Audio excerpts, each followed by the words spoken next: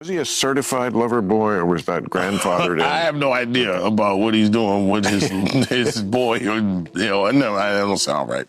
It's happening, the unthinkable. Drake, the biggest rapper of the past decade, is losing his grip on the game. For years, no one could touch him. Whenever he dropped a track, it felt like the whole world tuned in.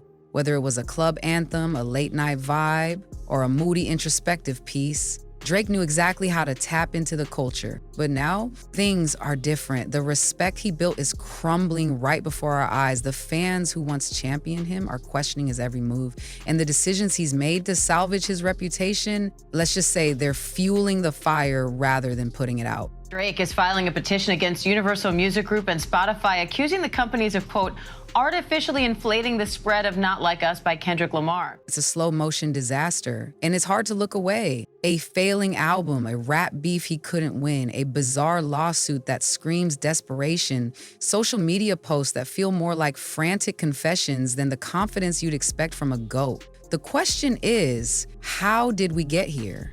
How could one of the most successful and influential artists in modern hip-hop end up scraping to protect his own legacy? The answers might surprise you, and if you're a fan of Drake, or hip-hop in general, you'll want to hear this. Let's break it down piece by piece. Drake's album, Flop. It seems like Drake may be down, but he's not out. At a recent tour stop in Melbourne, Australia, Drake changed the lyrics on his hit song Knife Talk from Beef is Live, spoiler alert, this N-word dies, to Beef is Live, spoiler alert, I never die.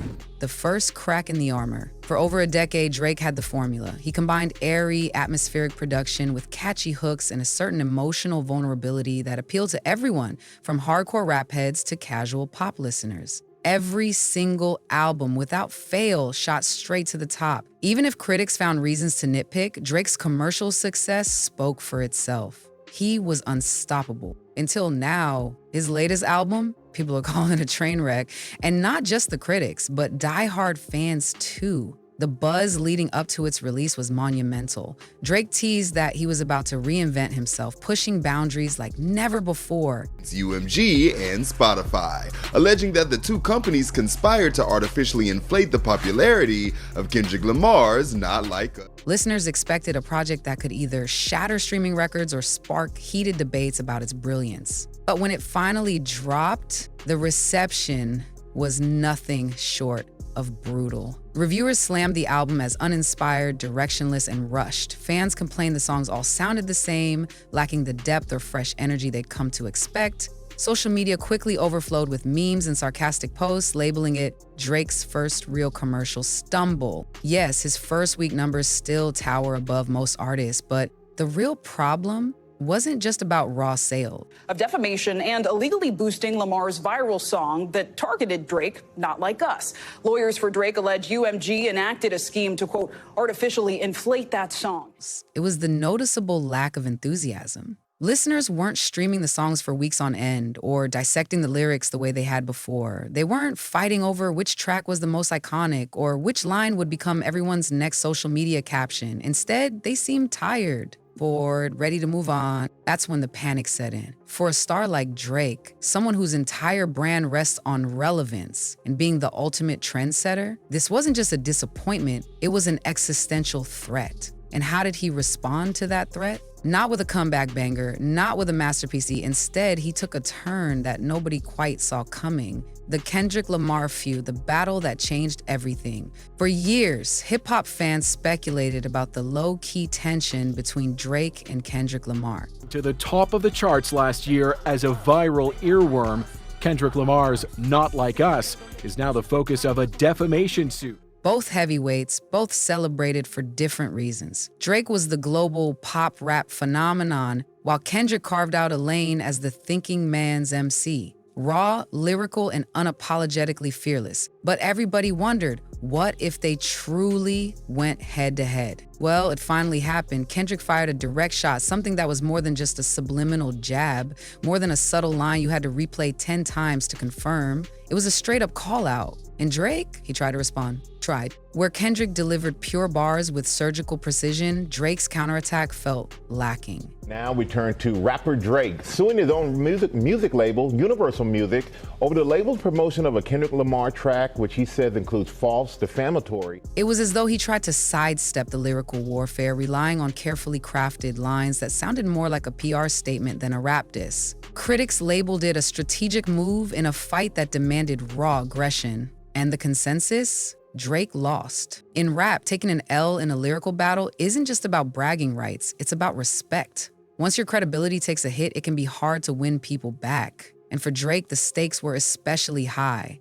Part of his image had always been that, despite the melodic hooks and commercial appeal, he could still hold his own lyrically. But next to Kendrick's ruthless pen, that claim suddenly seemed shaky. Social media went wild. Memes depicting Drake as soft resurfaced, more relentless than ever. Well, I don't know what he's doing. But I never saw anything that proved he was a pedophile. There's been no court. There's been nobody brought any cases against him. Obviously, it's possible. People started viewing him not as an unstoppable force, but as a pop star whose rap skills might have been overhyped from the start. If Drake had let his music do the talking, if he had come back with something undeniably fire, he might have stopped the bleeding. Instead, he seemed to sink deeper into frustration and confusion. Instead of focusing on redeeming himself on the mic, he turned to Instagram. And that's where things went from bad to downright embarrassing. Drake's social media meltdown, more posts, less music.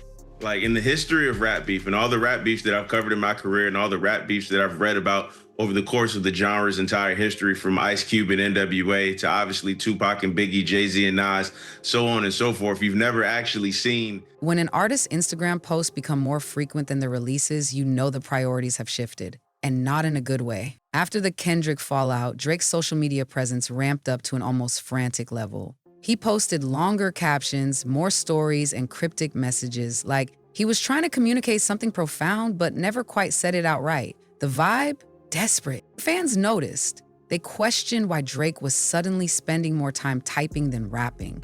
When legitimate criticism mounted against him, he'd respond in comments or tweets, rather than hitting the studio and spitting bars to win people back. It felt like a never-ending exercise in damage control. This beef stemming from? Well, this beef goes back, Sinclair, years. I mean, it dates back as far back as 2013. They've been putting these diss tracks out against one another. He tried to frame the Kendrick beef as no big deal, claiming he never really cared about those rap battles anyway, but no one was buying it. Especially not when his earlier career was dotted with countless moments of sly sneak disses aimed at his contemporaries. Suddenly claiming to be above it all rang hollow. And the worst part? The music took a back seat. The Drake who once dropped surprise mixtapes or showcased unstoppable flows in radio freestyles seemed to vanish. Instead, we got lengthy rants, sometimes in cryptic form, about how misunderstood he felt or how the industry had turned on him. It was a terrible look. If there's one thing hip-hop fans can sniff out immediately, it's when an artist starts ducking the music in favor of online theatrics. And for many, this phase marked the moment Drake shifted from a once-in-a-generation star to someone who might just be clinging to the spotlight. But if you thought that was the low point, buckle up.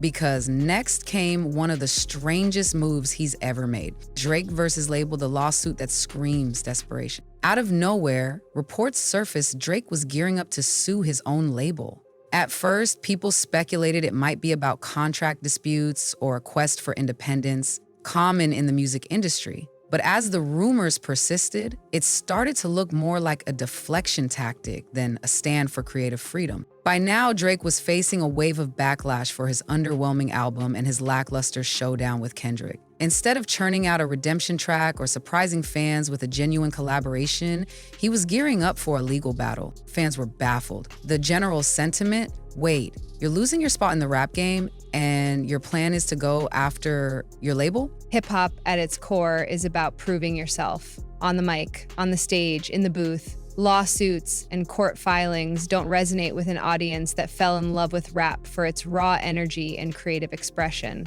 Potential litigation come into play. So when I saw this drop yesterday, I was like, wow, this is definitely a new frontier in terms of rap beef. Sure, sometimes an artist needs to handle business behind the scenes, but Drake's timing made it feel like a publicity stunt, or worse, an attempt to salvage an image that was rapidly deteriorating. Some insiders whispered that Drake believed the label had shorted him on promotional support, possibly leading to his album's underperformance. Others hinted that he felt certain executives were blocking him from certain opportunities. But from the outside looking in, it seemed like a last-ditch effort to grab a victory anywhere he could. And ironically, it backfired. Rather than viewing him as a sympathetic figure fighting a tough industry, people saw a superstar who'd lost the plot. Instead of reminding the world why he was a legend, Drake appeared to be blaming everyone else for his losses. In a culture that values self-made success, that just doesn't fly. Where does Drake go from here? So now we arrive at the million-dollar question. Is Drake done, or can he bounce back? The rap world has seen plenty of comebacks. Artists can drop a surprise album that redefines their narrative overnight. A single, well-placed verse can silence haters in an instant. But for that to happen, the artist has to be hungry, focused, and willing to evolve. Does Drake still have that fire? He's shown incredible versatility in the past. He's merged hip-hop and R&B in ways that shaped modern mainstream music. He's delivered emotional anthems that connected globally. He's outstreamed and outsold artists across genres. But right now, the momentum is fading fast, and the clock is ticking. To truly recover, Drake has to do 3 things. Refocus on the music. Enough with the social media drama and lawsuits. Fans want bars, melodies, and creativity, not corporate battles. A track list for the album has not been revealed. Talking to his fans on the second night of Anita Mac's Win tour, Drake teases that he's working on a solo album. Eventually, when the time is right, Drizzy Drake alone by himself is gonna have a one-on-one talk to y'all. Acknowledge the L. Everyone loses sometimes. The key is turning that loss into motivation. Instead of spinning narratives, own it and come back stronger. Stop the victim act. Drake's brand was built on emotional honesty, but that's different from playing the victim. People resonate with vulnerability, not self-pity. If he can pull this off, maybe he'll deliver another era-defining project. Maybe we'll see him break new ground musically. Maybe, just maybe, he'll remind the world why he once ruled the charts with seemingly effortless ease. If not, we might be witnessing the final chapters of one of the most remarkable runs in rap history. The story could end with Drake relegated to a cautionary tale about how success can slip away if you stop innovating and start chasing clout. Final thoughts, a legacy on the line. Drake once felt unstoppable. Now he's at a crossroads. The next few months, or the next project he drops, will likely decide if he remains a central force in hip-hop or if he fades into the background as just another once great artist who lost his spark. Will we see a triumphant return, a legendary comeback album that cements Drake's place among the elites forever? Or will we see him continue to spiral, clinging to legal battles and Instagram rants to stay in the public eye? Only time will tell. But one thing's certain, we're all going to be watching, because love him or hate him, Drake is still Drake. And watching a Titan fight for his legacy is one of the most compelling spectacles in music. So I've got to ask, what do you think? Is Drake just in a rough patch, or has he truly lost the magic that made him a superstar? Is there a comeback in the works? Or will his name be overshadowed by the next generation of rappers hungry for the throne? Drop a comment below and let me know where you stand. And if you made it all the way here, hit that like button and subscribe for more deep dives into the biggest stories in hip-hop. Because trust me, this Drake saga, it's far from over. You won't want to miss what happens next.